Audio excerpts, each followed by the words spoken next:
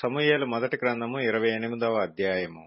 ఆ దినములలో ఫిలిష్తీయులు ఇశ్రాయేలీలతో యుద్ధము చేయవలెనని సైన్యములను సమకూర్చి యుద్ధమునకు సిద్ధపడగా, ఆకీషు దావీదును పిలిచి, నేను దండెత్తగా నీవును నీ జనులను నాతో కూడా యుద్ధమునకు బయలుదేరి రావలెనని పరిష్కారముగా తెలుసుకొనుమనగా, దావీదు, నీ దాసుడనైన నేను చేయబోవు కార్యము ఏదో అది నీవు ఇప్పుడు తెలుసుకొందువనెను. అందుకు ఆకీషు, అలాగైతే నిన్ను ఎప్పటికీ నాకు సంరక్షకుడుగా నిర్ణయింతుననెను. సమూయేలు మృతి పొందగా ఇశ్రాయేలీలు అతని గురించి విలాపము చేసి రామా అను అతని పట్టణములో అతని పాతిపెట్టి ఇండిరి. మరియు సౌలు కర్ణపిశాచము గలవారిని చిల్లంగివారిని దేశములో నుండి వెళ్లగొట్టి ఇండెను. ఫిలిష్తీయులు దండెత్తి వచ్చి షూనేములో దిగగా సౌలు ఇశ్రాయేలీలందరినీ సమకూర్చెను. వారు గిల్బోవలో దిగిరి. సౌలు ఫిలిష్తీయుల దండును చూచి మనసునందు భయకంపము నొంది యెహోవా యొద్ద విచారణ చేయగా, యెహోవా స్వప్నము ద్వారానైనను ఊరీము ద్వారానైనను ప్రవక్తల ద్వారానైనను ఏమీయూ సెలవీయకుండెను. అప్పుడు సౌలు, నా కొరకు మీరు కర్ణపిశాచము గల ఒక స్త్రీని కనుగొనుడి, నేను పోయి దాని చేత విచారణ చేతునని తన సేవకులకు ఆజ్ఞ ఇయ్యగా, వారు చిత్తము ఏందోరులో కర్ణపిశాచము గల ఒకతి ఉన్నదని అతనితో చెప్పిరి. కాబట్టి సౌలు మారువేషము ధరించి వేరు బట్టలు తొడుగుకొని 2 మనుషులను వెంటబెట్టుకుని పోయి రాత్రివేళ ఆ స్త్రీ యొద్దకు వచ్చి, కర్ణపిశాచము ద్వారా నాకు శకునము చెప్పి నాతో మాటలాడుటకై నేను నీతో చెప్పువాని రప్పించుమని కోరగా, ఆ స్త్రీ, ఇదిగో సౌలు చేయించినది నీకు తెలిసినది కాదా? కర్ణపిశాచము గలవారిని చిల్లంగివారిని అతడు దేశములో ఉండకుండా నిర్మూలము చేసిన గదా. నీవు నా ప్రాణము కొరకు ఉరియొగ్గి నాకు మరణమేల రప్పింతువు అని అతనితో అనెను. అందుకు సౌలు, యెహోవా జీవము తోడు, దీనిని బట్టి నీకు శిక్ష ఎంతమాత్రమును రాదని యెహోవా నామమున ప్రమాణము చేయగా, ఆ స్త్రీ, నీతో మాటలాడుటకై నేనెవని రప్పింపవలెనని అడుగగా, అతడు సమూయేలును రప్పింపవలెననెను. ఆ స్త్రీ సమూయేలును చూచినప్పుడు బిగ్గరగా కేకవేసి, నీవు సౌలువే, నీవు నన్నెందుకు మోసపుచ్చితివని సౌలుతో చెప్పగా, రాజు, నీవు భయపడవద్దు, నీకు ఏమి కనబడినదని ఆమెనడుగగా, ఆమె, దేవతలలో ఒకడు భూమిలో నుండి పైకి వచ్చుట నేను చూచుచున్నానెను. అందుకతడు ఏ రూపముగా ఉన్నాడని దానినడిగినందుకు అది, దుప్పటి కప్పుకొనిన ముసలివాడొకడు పైకి వచ్చుచున్నాడనగా, సౌలు అతడు సమూయేలు అని తెలుసుకొని సాగిలపడి నమస్కారము చేసెను. సమూయేలు, నన్ను పైకి రమ్మని నీవెందుకు తొందర పెట్టితివని సౌలునడగగా, సౌలు, నేను బహుశ్రమలోనున్నాను. ఫిలిష్తీయులు నా మీదికి యుద్ధమునకు రాగా దేవుడు నన్ను ఎడబాసి ప్రవక్తల ద్వారానైనను స్వప్నముల ద్వారానైనను నాకేమీయూ సెలవీయకయున్నాడు. కాబట్టి నేను చేయవలసిన దానిని నాతో తెలియజెప్పుటకై నిన్ను పిలిపించుతునెను. అందుకు సమూయేలు, యెహోవా నిన్ను ఎడబాసి నీకు పగవాడు కాగా నన్ను అడుగుట వలన ప్రయోజనమేమి? యెహోవా తన మాట తన పక్షముగానే నెరవేర్చుచున్నాడు. నా ద్వారా ఆయన సెలవిచ్చియున్నట్టు నీ చేతి నుండి రాజ్యమును తీసివేసి నీ పొరుగువాడైన దావీదునకు దానినిచ్చియున్నాడు. యెహోవా ఆజ్ఞకు నీవు లోబడక అమాలేకీల విషయములో ఆయన తీక్ష్ణమైన కోపము నెరవేర్చకపోయిన దానిని బట్టి యెహోవా నీకు ఈ వేళ ఈ ప్రకారముగా చేయుచున్నాడు. యెహోవా నిన్నును ఇశ్రాయేలీలను ఫిలిష్తీయుల చేతికి అప్పగించును. యెహోవా ఇశ్రాయేలీల దండును ఫిలిష్తీయుల చేతికి అప్పగించును. రేపు నీవును నీ కుమారులను నాతో కూడా ఉందురు అని సౌలుతో చెప్పగా, సమూయేలు మాటలకు సౌలు బహు భయముంది వెంటనే నేలను సాష్టాంగపడి దివారాత్రము భోజనమేమియూ చేయకయుండినందున బలహీనుడాయెను. అప్పుడు ఆ స్త్రీ సౌలు దగ్గరకు వచ్చి అతడు బహుగా కలవరపడుట చూచి, నా ఏలినవాడా, నీ దాసినైన నేను నీ ఆజ్ఞకు లోబడి నా ప్రాణము నా చేతిలో పెట్టుకొని నీవు నాతో సెలవిచ్చిన మాటలను విని అట్లు చేసితిని. ఇప్పుడు నీ దాసినైన నేను చెప్పు మాటలను ఆలకించుము. నేను నీకు ఇంత ఆహారము వడ్డించుదును. నీవు భోజనము చేసి ప్రయాణమైపోవుటకు బలము తెచ్చుకొనుమని అతనితో చెప్పగా అతడు ఒప్పక భోజనము చేయననెను. అయితే అతని సేవకులు ఆ స్త్రీతో ఏకమై అతని బలవంతము చేయగా అతడు వారు చెప్పిన మాట ఆలకించి నేల నుండి లేచి మంచం మీద కూర్చుండెను. తన ఇంటిలో క్రొవ్వెన పెయ్య ఒకటి ఉండగా ఆ స్త్రీ దాని తీసుకొని త్వరగా వధించి పిండి తెచ్చి పిసికి పులుసులేని రొట్టెలు కాల్చి తీసుకొని వచ్చి సౌలునకును అతని సేవకులకును వడ్డించగా వారు భోజనము చేసి లేచి ఆ రాత్రి వెళ్లిపోయిరి. సమూయేలు మొదటి గ్రంథము 29వ అధ్యాయము. అంతలో ఫిలిష్తీయులు దండెత్తిపోయి ఆఫెకులో దిగియుండిరి. ఇశ్రాయేలీయులు యెజ్రెయేలులోని జల దగ్గర దిగియుండిరి. ఫిలిష్తీయుల సర్దారులు తమ సైన్యమును 100 మందిగాను 1000 మందిగాను వ్యూహపరిచి వచ్చుచుండగా దావీదును అతని జనులను ఆకీషుతో కలిసి దండు వెనుక తట్టున వచ్చుచుండిరి. ఫిలిష్తీయుల సర్దారులు ఈ హెబ్రీయులు ఏల రావలెను అని ఆకీషును అడగగా అతడు ఇన్ని దినములు ఇన్ని సంవత్సరములు నా యొద్ద నుండిన ఇశ్రాయేలీల రాజైన సౌలునకు సేవకుడకు దావీదు ఇతడే కాడా? ఇతడు నా యొద్ద చేరిన నాటి నుండి నేటి వరకు ఇతని యందు తప్పేమియూ నాకు కనబడలేదని ఫిలిష్తీయుల సర్దారులతో అనెను. అందుకు ఫిలిష్తీయుల సర్దారులు అతని మీద కోపపడి, ఈ మనుష్యుని నీవు నిర్ణయించిన స్థలమునకు తిరిగి పోనిమ్ము. అతడు మనతో కలిసి యుద్ధమునకు రాకూడదు. యుద్ధమందు అతడు మనకు విరోధి అవునేమో. దేనిచేత అతడు తన యజమానునితో సమాధానపడును? మనవారి తలలను ఛేదించి తీసుకొని పోవుట చేతనే గదా తన యజమానునితో సమాధానపడును. సౌలు 1000 కొలదిగాను దావీదు 10,000 కొలదిగాను హతము చేసిరని వారు నాట్యమాడుచు గాన ప్రతిగానము చేయుచు పాడిన దావీదు ఇతడే కాడా అని అతనితో చెప్పిరి.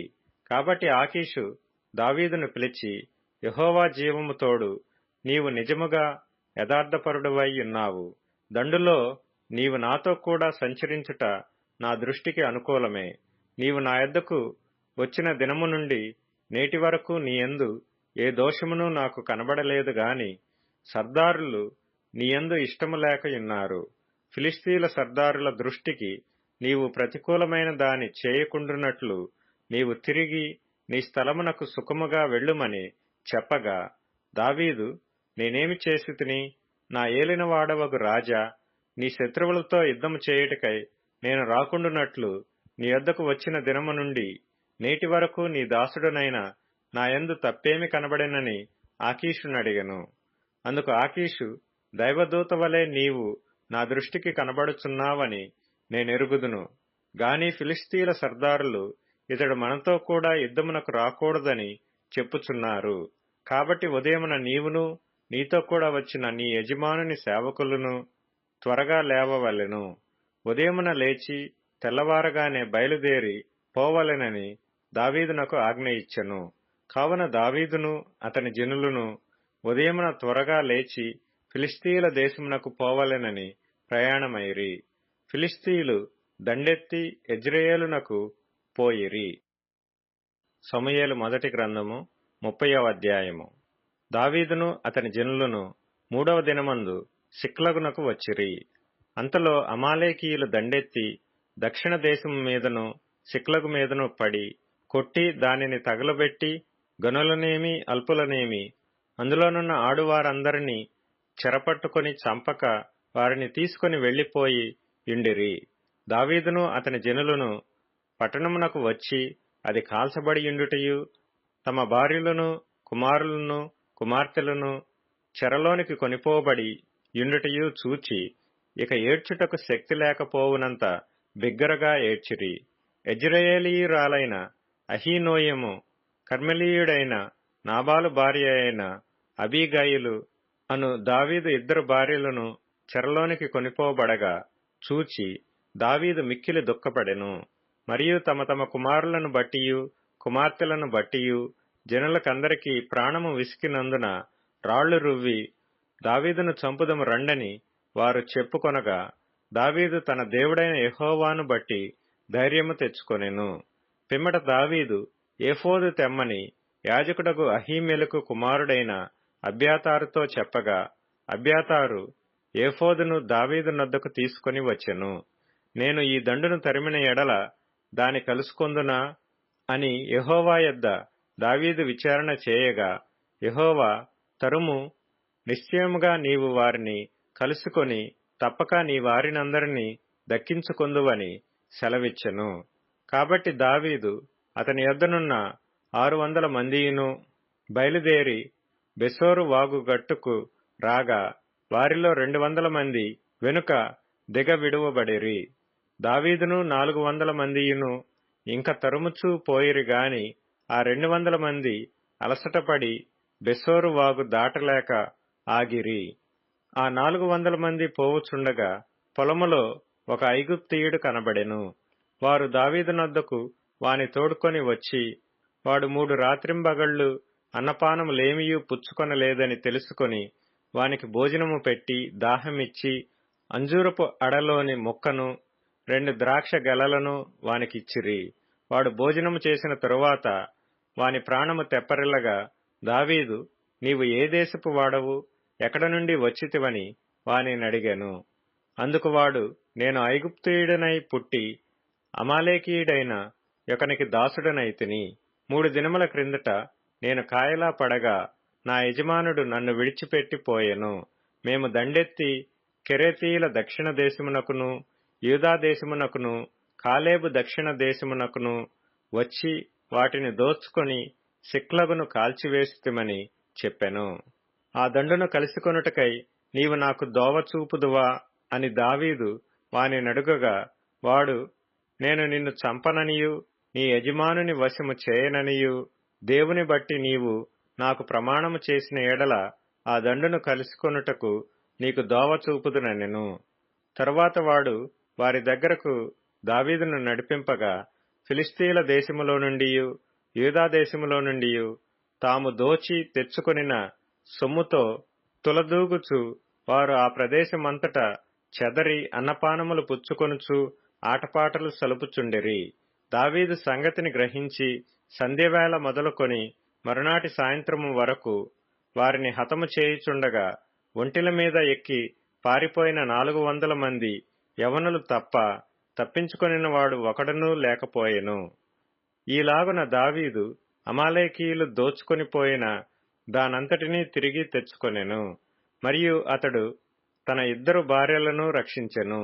కుమారులేమి కుమార్తెలేమి దోపుడు సొమ్మేమి వారు ఎత్తుకొని పోయిన దానంతటిలో కొద్దిదేమి గొప్పదేమి ఏదియూ తక్కువ కాకుండా దావీదు సమస్తమును రక్షించెను. మరియు దావీదు అమాలేకీయుల గొర్రెలన్నిటినీ గొడ్లన్నిటినీ పట్టుకొనెను. ఇవి దావీదునకు దోపుడు సొమ్మని జనులు మిగిలిన తమ స్వంత పశువులకు ముందుగా వీటిని తోలిరి. అలసట చేత దావీదును వెంబడించలేక బెసోరు వాగు దగ్గర నిలిచిన ఆ 200 మంది యొద్దకు దావీదు పోగా, వారు దావీదును అతని యొద్దనున్న జనులను ఎదుర్కొనుటకై బయలుదేరి వచ్చిరి. దావీదు ఈ జనుల యొద్దకు వచ్చి వారి యోగక్షేమం అడుగుగా, దావీదుతో కూడా వెళ్లిన వారిలో దుర్మార్గులను పనికిమాలిన వారునైన కొందరు, వీరు మనతో కూడా రాక నిలిచిరి గనుక తమ భార్యలను పిల్లలను తప్ప మనకు మరలా వచ్చిన దోపుడు సొమ్ములో మనమేమియూ వీరికియ్యము, తమ భార్య పిల్లలను వారు తీసుకొని పోవచ్చుననిరి. అందుకు దావీదు వారితో ఇట్లనెను, నా సహోదరులారా, యెహోవా మనలను కాపాడి మన మీదికి వచ్చిన ఈ దండును మనకప్పగించి మనకు దయచేసిన దాని విషయములో మీరు ఈలాగున చేయకూడదు. మీరు చెప్పినది ఎవరు ఒప్పుకొందురు? యుద్ధమునకు పోయిన వాని భాగమెంతో సామానునొద్ద నిలిచిన వాని భాగము అంతే అని వాడుక మాట. అందరూ సమముగానే పాలు పంచుకొందురు గదా. కావున నాటి నుండి నేటి వరకు దావీదు ఇశ్రాయేలీలలో అట్టి పంపకము కట్టడగాను న్యాయ విధిగాను ఏర్పరిచి నియమించెను. దావీదు సిక్లగునకు వచ్చినప్పుడు దోపుడు సొమ్ములో కొంత తన స్నేహితులైన యూదా పెద్దలకు ఏర్పరిచి, యెహోవా శత్రువుల యొద్ద నేను దోచుకొనిన సొమ్ములో కొంత ఆశీర్వాద సూచనగా మీకు ఇచ్చుచున్నానని చెప్పి వారికి పంపించెను. బేతేలులోను, దక్షిణ రామోతులోను, యత్తీరులోను, అరోయేరులోను, షిప్మోతులోను, ఎష్టెమోలోను, రాకాలులోను, యెరహ్మెయేలీయుల గ్రామములలోను, కేనీయుల గ్రామములలోను, హోర్మాలోను, కోరాషానులోను, అతాకులోను, హెబ్రోనులోను, దావీదును అతని జనులను సంచరించిన స్థలములన్నిటిలోనూ ఉన్న పెద్దలకు దావీదు పంపించెను. సమూయేలు మొదటి గ్రంథము 31వ అధ్యాయము. అంతలో ఫిలిష్తీయులు ఇశ్రాయేలీలతో యుద్ధము చేయగా ఇశ్రాయేలీలు ఫిలిష్తీయుల ఎదుటి నుండి పారిపోయిరి. గిల్బోవ పర్వతము వరకు ఫిలిష్తీయులు వారిని హతము చేయుచు సౌలును అతని కుమారులను తరుముచు యోనాతాను, అబీనాదాబు, మెల్కీషూవా అను సౌలు యొక్క కుమారులను హతము చేసిరి. యుద్ధములో సౌలు ఓడిపోవుచుండగా అతడు అంబులు వేయు వారి కంటపడి వారి చేత బహు గాయములనొందెను. అప్పుడు సౌలు, సున్నతి లేని వీరు వచ్చి నన్ను పొడిచి అపహాస్యము చేయకుండునట్లు నీ కత్తి దూసి దానిచేత నన్ను పొడువుమని తన ఆయుధములను మోయి వానితో చెప్పగా అతడు భయము చేత అలాగు చేయకుండెను. గనుక సౌలు తన కత్తి పట్టుకొని దానిమీద పడెను. సౌలు మరణమాయనని అతని ఆయుధములను మోయివాడు తానును తన కత్తి మీద పడి అతనితో కూడా మరణమాయెను. ఈలాగున సౌలును అతని ముగ్గురు కుమారులను అతని ఆయుధములను మోయివాడును అతని వారందరును ఒక దినముననే మరణమైరి. లోయ అవతలనున్న ఇశ్రాయేలీయులను, యొర్దాను అవతలనున్నవారును ఇశ్రాయేలీలు పారిపోవుటయు సౌలును అతని కుమారులను చచ్చియుండుటయు చూచి తమ నివాస గ్రామములు విడిచిపెట్టి పారిపోయిరి. ఫిలిష్తీయులు వచ్చి వాటిలో కాపురముండిరి. మరునాడు ఫిలిష్తీయులు హతమైన వారిని దోచుకొన వచ్చి గిల్బోవ పర్వతము మీద పడిపోయిన సౌలును అతని ముగ్గురు కుమారులను కనుగొని అతని తలను ఛేదించి అతని ఆయుధములను తీసి తమ బొమ్మల గుళ్లలోను జనులలోను జయవర్తమానము తెలియజేయుటకై ఫిలిష్తీయుల దేశములో నలుదిశలు వాటిని పంపిరి. మరియు వారు అతని ఆయుధములను అష్టారోతు దేవి గుడిలో ఉంచి అతని మొండెమును బేత్షాను పట్టణపు గోడకు తగిలించిరి.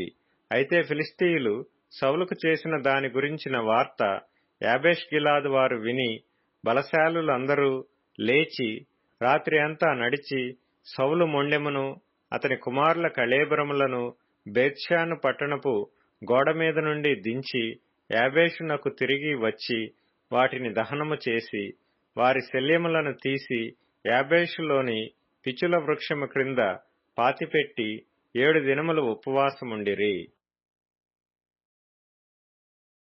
కీర్తనల గ్రంథం 73వ కీర్తన. ఇశ్రాయేలు ఎడల శుద్ధ హృదయుల ఎడల నిశ్చయముగా దేవుడు దయాళుడయ్యున్నాడు. నా పాదములు జారుటకు కొంచెమే తప్పెను, నా అడుగులు జారసిద్ధమాయెను. భక్తిహీనుల క్షేమము నా కంటబడినప్పుడు గర్వించు వారిని బట్టి నేను మత్సరపడితిని. మరణమందు వారికి యాతనలు లేవు, వారు పుష్టిగానున్నారు. ఇతరులకు కలుగు ఇబ్బందులు వారికి కలుగవు, ఇతరులకు పుట్టునట్లు వారికి తెగులు పుట్టదు.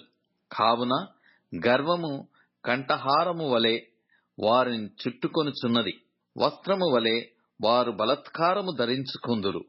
క్రొవ్వు చేత వారి కన్నులు మెరకలయ్యున్నవి, వారి హృదయాలోచనలు బయటికి కానవచ్చుచున్నవి. ఎగతాళి చేయుచు బలత్కారము చేత జరుగు కీడును గూర్చి వారు మాటలాడుదురు, గర్వముగా మాటలాడుదురు. ఆకాశము తట్టు వారు ముఖము ఎత్తుదురు, వారి నాలుక భూసంచారము చేయును. వారి జనము వారి పక్షము చేరును, వారు జలపానము సమృద్ధిగా చేయుదురు. దేవుడు ఎట్లి తెలుసుకొనును? మహోన్నతునికి తెలివియున్నదా అని వారనుకొందురు. ఇదిగో, ఇట్టివారు భక్తిహీనులు. వీరు ఎల్లప్పుడూ నిశ్చింతగలవారై ధనవృద్ధి చేసుకొందురు. నా హృదయమును నేను శుద్ధి చేసుకొని యుండుట వ్యర్థమే, నా చేతులు కడుక్కొని నిర్మలుడనై యుండుట వ్యర్థమే. దినమంతయు నాకు బాధ కలుగుచున్నది, ప్రతి ఉదయమున నాకు శిక్ష వచ్చుచున్నది. ఈలాగు ముచ్చటింతునని నేననుకొనిన ఎడల నేను నీ కుమారుల వంశమును మోసపుచ్చిన వాడనగుదును. అయినను దీనిని తెలిసికొనవలెనని ఆలోచించినప్పుడు నేను దేవుని పరిశుద్ధ స్థలములోనికి పోయి వారి అంతము గూర్చి ధ్యానించు వరకు ఆ సంగతి నాకు ఆయాసకరముగా ఉండెను. నిశ్చయముగా నీవు వారిని కాలుజారు చోటునే ఉంచియున్నావు. వారు నశించునట్లు వారిని పడవేయుచున్నావు. క్షణమాత్రములోనే వారు పాడైపోవుదురు. మహాభయము చేత వారు కడముట్ట నశించెదరు. మేలుకొనినవాడు తాను కన్న కల మరచిపోవునట్లు ప్రభువా, నీవు మేలుకొని వారి బ్రతుకును తృణీకరింతువు. నా హృదయము మత్సరపడెను, నా అంతరంద్రియములలో నేను వ్యాకులపడితిని.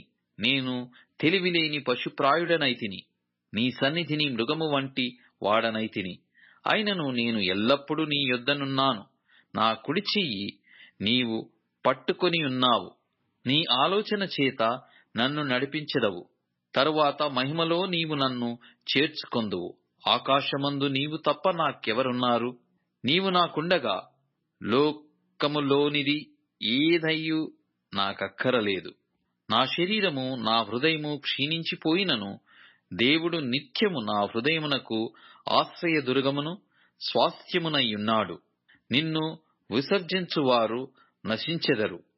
నిన్ను విడిచి వ్యభిచరించు వారినందరినీ నీవు సంహరించెదవు. నాకైతే దేవుని పొందు ధన్యకరము. నీ సర్వకార్యములను నేను తెలియజేయునట్లు నేను ప్రభువైన యెహోవా శరణుజొచ్చియున్నాను. యోహాను సువార్త 8వ అధ్యాయము. యేసు ఒలీవల కొండకు వెళ్ళెను. తెల్లవారగానే యేసు తిరిగి దేవాలయములోనికి రాగా ప్రజలందరూ ఆయన యొద్దకు వచ్చిరి గనుక ఆయన కూర్చుండి వారికి బోధించుచుండెను. శాస్త్రులను పరిసయ్యులను వ్యభిచారమందు పట్టబడిన ఒక స్త్రీని తోడుకొని వచ్చి ఆమెను మధ్య నిలువబెట్టి, బోధకుడా, ఈ స్త్రీ వ్యభిచారము చేయుచుండగా పట్టబడెను. అట్టి వారిని రాళ్లు రువ్వి చంపవలెనని ధర్మశాస్త్రములో మోషే మనకు ఆజ్ఞాపించెను గదా. అయినను నీవేమి చెప్పుచున్నావని ఆయనను అడిగిరి. ఆయన మీద నేరము మోపవలెనని ఆయనను శోధించుచు ఈలాగున అడిగిరి. అయితే యేసు వంగి నేల మీద వ్రేలితో ఏమో వ్రాయుచుండెను. వారాయనను పట్టు వదలక అడుగుచుండగా ఆయన తల ఎత్తి చూచి, మీలో పాపం లేనివాడు మొట్టమొదట ఆమె మీద రాయి వేయవచ్చునని వారితో చెప్పి మరల వంగి నేల మీద వ్రాయుచుండెను. వారా మాట విని పెద్దవారు మొదలుకొని చిన్నవారి వరకు ఒకని వెంట ఒకడు బయటికి వెళ్ళిరి. యేసు ఒక్కడే మిగిలెను. ఆ స్త్రీ మధ్యను నిలువబడి ఉండెను. యేసు తల ఎత్తి చూచి, అమ్మా, వారెక్కడ ఉన్నారు? ఎవరునూ నీకు శిక్ష విధింపలేదా అని అడిగినప్పుడు ఆమె, లేదు ప్రభువా అనెను. అందుకు యేసు, నేనును నీకు శిక్ష విధింపను. నీవు వెళ్ళి ఇక పాపము చేయకుమని ఆమెతో చెప్పెను. మరలా యేసు, నేను లోకమునకు వెలుగును. నన్ను వెంబడించువాడు చీకటిలో నడవక జీవపు వెలుగు కలిగి యుండునని వారితో చెప్పెను. కాబట్టి పరిసయ్యులు, నిన్ను గూర్చి నీవే సాక్ష్యము చెప్పుకొనుచున్నావు, నీ సాక్ష్యము సత్యము కాదని ఆయనతో అనగా, యేసు, నేను ఎక్కడ నుండి వచ్చితినో ఎక్కడికి వెళ్ళుదునో నేనెరుగుదును గనుక నన్ను గూర్చి నేను సాక్ష్యము చెప్పుకొనినను నా సాక్ష్యము సత్యమే. నేను ఎక్కడ నుండి వచ్చుచున్నానో ఎక్కడికి వెళ్ళుచున్నానో మీరు ఎరుగరు.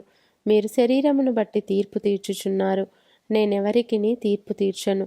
నేను ఒక్కడనై ఉండక నేనును నన్ను పంపిన తండ్రియు కూడా నున్నాము గనుక నేను తీర్పు తీర్చినను నా తీర్పు సత్యమే. మరియు ఇద్దరు మనుషుల సాక్ష్యము సత్యమని మీ ధర్మశాస్త్రములో వ్రాయబడి ఉన్నది కదా. నన్ను గూర్చి నేను సాక్ష్యము చెప్పుకొని వాడను. నన్ను పంపిన తండ్రియు నన్ను గూర్చి సాక్ష్యమిచ్చుచున్నాడని చెప్పెను. వారు, నీ తండ్రి ఎక్కడ ఉన్నాడని ఆయనను అడుగగా యేసు, మీరు నన్నైనను నా తండ్రినైనను ఎరుగరు. నన్ను ఎరిగియుంటిరా, నా తండ్రిని కూడా ఎరిగియుందురని వారితో చెప్పెను. ఆయన దేవాలయంలో బోధించుచుండగా కానుక పెట్టెయున్న చోట ఈ మాటలు చెప్పెను. ఆయన గడియ ఇంకనూ రాలేదు గనుక ఎవడునూ ఆయనను పట్టుకొనలేదు. మరి ఒకప్పుడు ఆయన, నేను వెళ్ళిపోవుచున్నాను, మీరు నన్ను వెదకుదురు గాని మీ పాపములోనే ఉండి చనిపోవుదురు. నేను వెళ్ళు చోటికి మీరు రాలేరని వారితో చెప్పెను. అందుకు యూదులు, నేను వెళ్ళు చోటికి మీరు రాలేరని ఈయన చెప్పుచున్నాడే, తన్ను తానే చంపుకొనునా అని చెప్పుకొనుచుండిరి. అప్పుడాయన, మీరు క్రిందివారు, నేను పైనుండి వాడను. మీరు ఈ లోక సంబంధులు, నేను ఈ లోక సంబంధుడను కాను. కాగా మీ పాపములలోనే ఉండి మీరు చనిపోవుదురని మీతో చెప్పి తిని, నేను ఆయననని మీరు విశ్వసించని ఎడల మీరు మీ పాపంలోనే ఉండి చనిపోవుదురని వారితో చెప్పెను. కాబట్టి వారు, నీవెవరవని ఆయనను అడుగగా, యేసు వారితో, మొదట నుండి నేను మీతో ఎవడనని చెప్పుచుంటినో వాడినే. మిమ్మును గూర్చి చెప్పుటకును తీర్పు తీర్చుటకును చాలా సంగతులు నాకు కలవు గాని నన్ను పంపినవాడు సత్యవంతుడు. నేను ఆయన యొద్ద వినిన సంగతులే లోకమునకు బోధించుచున్నానని చెప్పెను. తండ్రిని గూర్చి తమతో ఆయన చెప్పెనని వారు గ్రహింపకపోయిరి. కావున యేసు, మీరు మనుష్య కుమారుని పైకెత్తినప్పుడు నేనే ఆయనననియు నా అంతట నేనే ఏమీయూ చేయక తండ్రి నాకు నేర్పినట్టు ఈ సంగతులు మాట్లాడుచున్నాననియు మీరు గ్రహించెదరు. నన్ను పంపినవాడు నాకు తోడయున్నాడు. ఆయనకిష్టమైన కార్యము నేనెల్లప్పుడూ చేయుదును గనుక ఆయన నన్ను ఒంటరిగా విడిచిపెట్టలేదని చెప్పెను. ఆయన ఈ సంగతులు మాట్లాడుచుండగా అనేకులైన యందు విశ్వాసముంచిరి. కాబట్టి యేసు తనను నమ్మిన యూదులతో, మీరు నా వాక్యమందు నిలిచిన వారైతే నిజముగా నాకు శిష్యులై ఉండి సత్యమును గ్రహించెదరు. అప్పుడు సత్యము మిమ్మును స్వతంత్రులనుగా చేయునని చెప్పగా వారు, మేము అబ్రహాము సంతానము, మేము ఎన్నడూను ఎవనికిని దాసులమై ఉండలేదే, మీరు స్వతంత్రులుగా చేయబడుదురని ఏల చెప్పుచున్నావని ఆయనతో అనిరి. అందుకు యేసు, పాపము చేయు ప్రతివాడును పాపమునకు దాసుడని మీతో నిశ్చయముగా చెప్పుచున్నాను. దాసుడెల్లప్పుడూ ఇంటిలో నివాసము చేయడు, కుమారుడెల్లప్పుడూ నివాసము చేయును. కుమారుడు మిమ్మును స్వతంత్రులనుగా చేసిన ఎడల మీరు నిజముగా స్వతంత్రులై ఉందురు.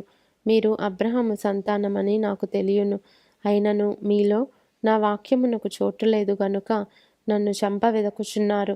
నేను నా తండ్రి యొద్ద చూచిన సంగతులే బోధించుచున్నాను. ఆ ప్రకారమే మీరు మీ తండ్రి యొద్ద వినిన వాటినే జరిగించుచున్నారని వారితో చెప్పెను. అందుకు వారు ఆయనతో, మా తండ్రి అబ్రహామనిరి. యేసు, మీరు అబ్రహాము పిల్లలైతే అబ్రహాము చేసిన క్రియలు చేతురు. దేవుని వలన వినిన సత్యము మీతో చెప్పిన వాడనైన నన్ను మీరిప్పుడు చంపవెదకుచున్నారే. అబ్రహాము అట్లు చేయలేదు, మీరు మీ తండ్రి క్రియలే చేయుచున్నారని వారితో చెప్పెను. అందుకు వారు, మేము వ్యభిచారము వలన పుట్టిన వారము కాము, దేవుడొక్కడే మాకు తండ్రి అని చెప్పగా యేసు వారితో ఇట్లనెను, దేవుడు మీ తండ్రి అయిన ఎడల మీరు నన్ను ప్రేమింతురు. నేను దేవుని యొద్ద నుండి బయలుదేరి వచ్చి ఉన్నాను. నా అంతట నేనే వచ్చి ఉండలేదు, ఆయన నన్ను పంపెను. మీరేల నా మాటలు గ్రహింపకున్నారు? మీరు నా బోధ విననేరకుండుట వలననే గదా. మీరు మీ తండ్రియగు అపవాది సంబంధులు.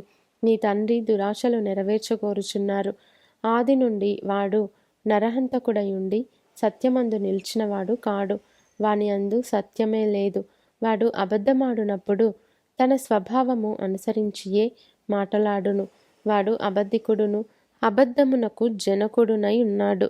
నేను సత్యమునే చెప్పుచున్నాను గనుక మీరు నన్ను నమ్మరు.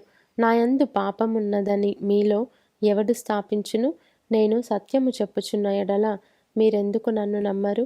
దేవుని సంబంధి అయిన వాడు దేవుని మాటలు వినును. మీరు దేవుని సంబంధులు కారు గనుకనే మీరు వినరని చెప్పెను. అందుకు యూదులు, నీవు సమరయుడవును, దయ్యము పట్టిన వాడవును అని మేము చెప్పు మాట సరియే గదా అని ఆయనతో చెప్పగా యేసు, నేను దయ్యము పట్టిన వాడను కాను, నా తండ్రిని గనపరచువాడను. మీరు నన్ను అవమానపరచుచున్నారు. నేను నా మహిమను వెదకుటలేదు. వెదకుచు తీర్పు తీర్చుచు ఉండువాడొకడు కలడు. ఒకడు నా మాట గైకొనిన ఎడల వాడెన్నడును మరణము పొందడని మీతో నిశ్చయముగా చెప్పుచున్నానని ఉత్తరమిచ్చెను. అందుకు యూదులు, నీవు దయ్యము పట్టిన వాడవని ఇప్పుడెరుగుదుము. అబ్రహామును ప్రవక్తలును చనిపోయిరి. అయినను ఒకడు నా మాట గైకొనిన ఎడల వాడు ఎన్నడును మరణము రుచి చూడడని నీవు చెప్పుచున్నావు. మన తండ్రి అయిన అబ్రహాము చనిపోయెను గదా, నీవతని కంటే గొప్పవాడవా? ప్రవక్తలును చనిపోయిరి, నీవెవడవని చెప్పుకొనుచున్నావని ఆయనను అడిగిరి.